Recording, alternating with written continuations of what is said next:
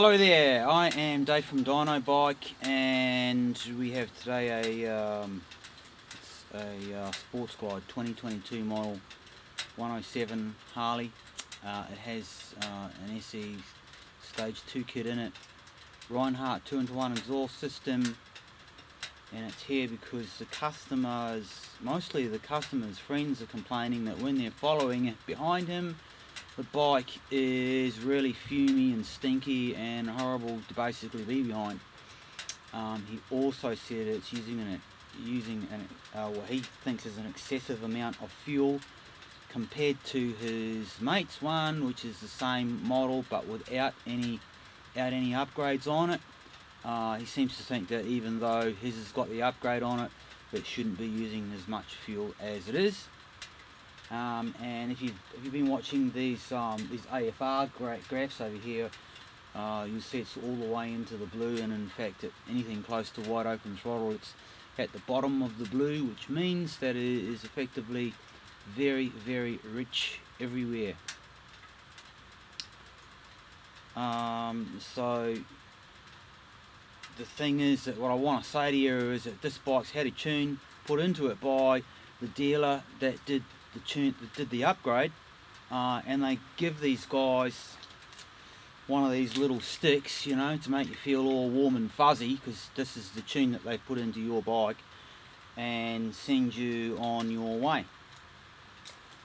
The problem is that the tune is just rubbish, and they get them, they're a generic tune that they get from the US that supposedly is a match for the Stage 2 kit, and they just load them into the ECU and send you on your way, and you'd instantly notice that it's better anyway because you've had an upgrade on the engine, and the fueling will feel like it's okay because it is rich, it's not lean, and if it's lean it'll be snatchy and grumpy and horrible. So you right away think, oh yeah, this is really nice, it's great, yeah, everything's done, I'm sweet.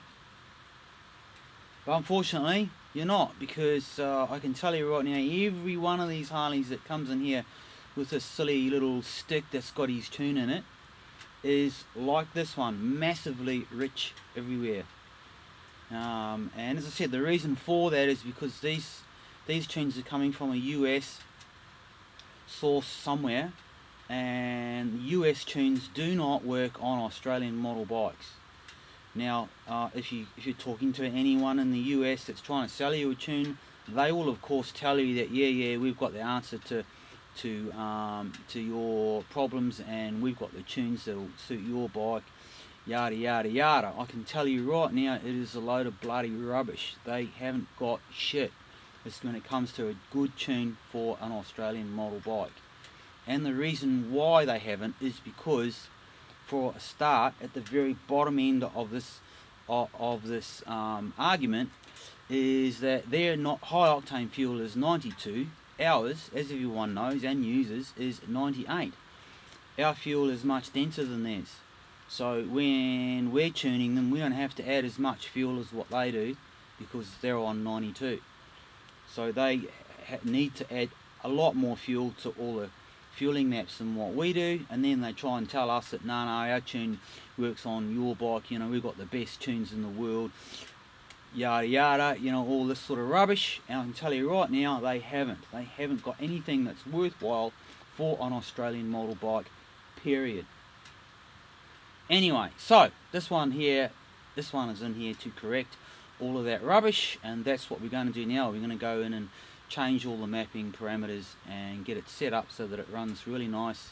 He gets his economy back. He'll probably end up getting some more throttle response, maybe even a little bit more horsepower than what he had before, and it will run much nicer, and it'll be a bit lighter on his hip pocket when he gets to the service station. So I will go ahead now and tune it, and then let's see what it all looks like afterwards.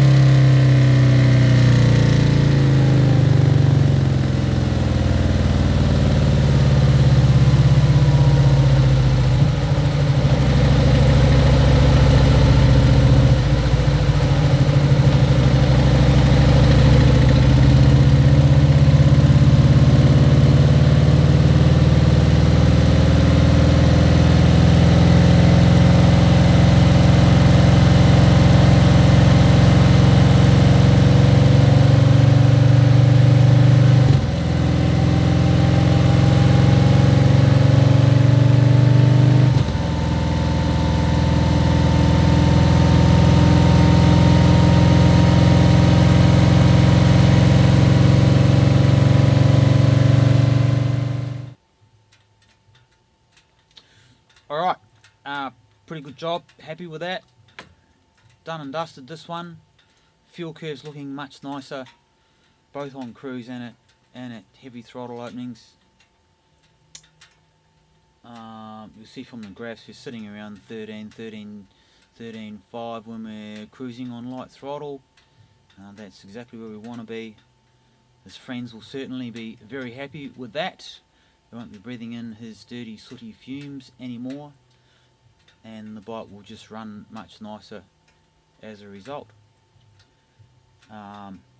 It's even got a little bit more horsepower, but before we look at that, let's go and have a look at the graphs and the fuel maps in 3D. It's interesting to look at them in that regard, and I use them a lot because it helps to decide what areas you need to adjust to keep it all linear and smooth. So let's go and have a look at those now.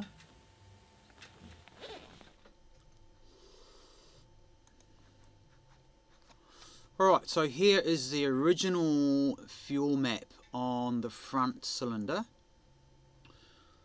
You can see a whole bunch of numbers there. We've got our RPM is up the left hand side, and that relates to throttle position, which is across the top up to 100% throttle. Alright, so each one of these numbers represents a certain amount of fuel that the injectors will deliver, given that it's at 25% throttle and 2,500 RPM. Yeah? Alright, so that's pretty straightforward. Now, let's go and have a look at this map in 3D. Alright, so here's a 3D map. We can turn it around and look at it like this. The thing with this map is that it's really spiky, I suppose, for want of a better word. It's not very smooth. It sort of doesn't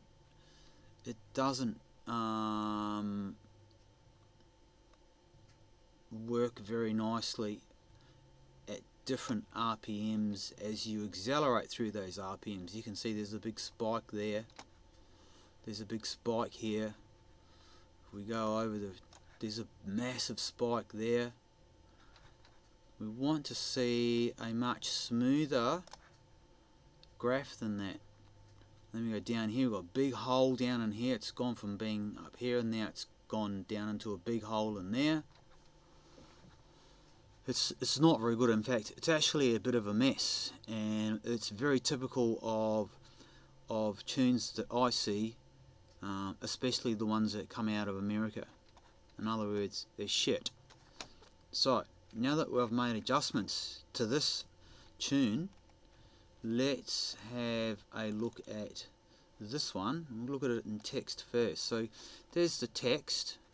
There it is there.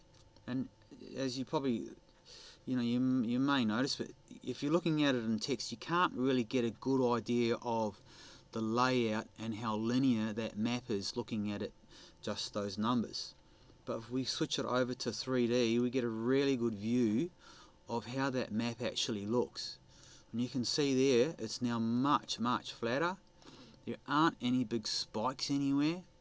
Right, it's just a nice linear looking map that now flows really well. And that means also that it will correlate to a much smoother running bike, even though that other method, some of these other maps here where they're really spiky, it might look alright on the graph, but when you're riding it, it's nowhere near as nice as what this is when we get this map looking nice and linear and consistent. So that is what it should look like on both cylinders, and that is what it does look like right now on this bike. So as I say, this guy will be very happy with the results, I have no doubt whatsoever.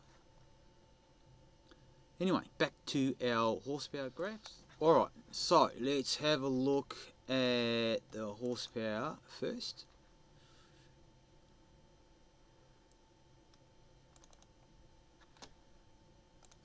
Right, the red graph is what it is now. That's wide open throttle, maximum horsepower. So it's jumped from 95 to 97, and it's just better everywhere. let's have a quick look at the torque again. It's jumped up from 113 to 115, and it's the same as the power. It's just better everywhere. It's just a much nicer bike to ride. We've got rid of some of this lump in here, so it won't be so noticeable when he cracks the throttle on, and it's just a better power and torque curve than what he had. So all in all, this job is good. Very happy. I'll ship this one out and move on to the next one.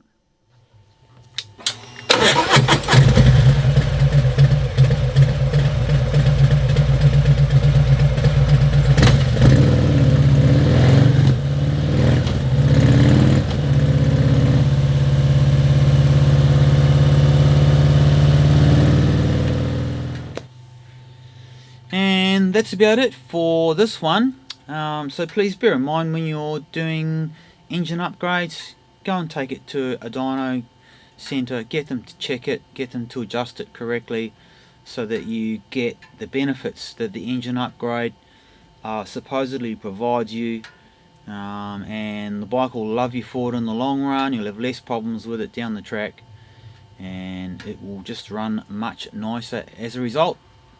So that's about it for me. Thanks for watching. I'm Dave from Dynobike.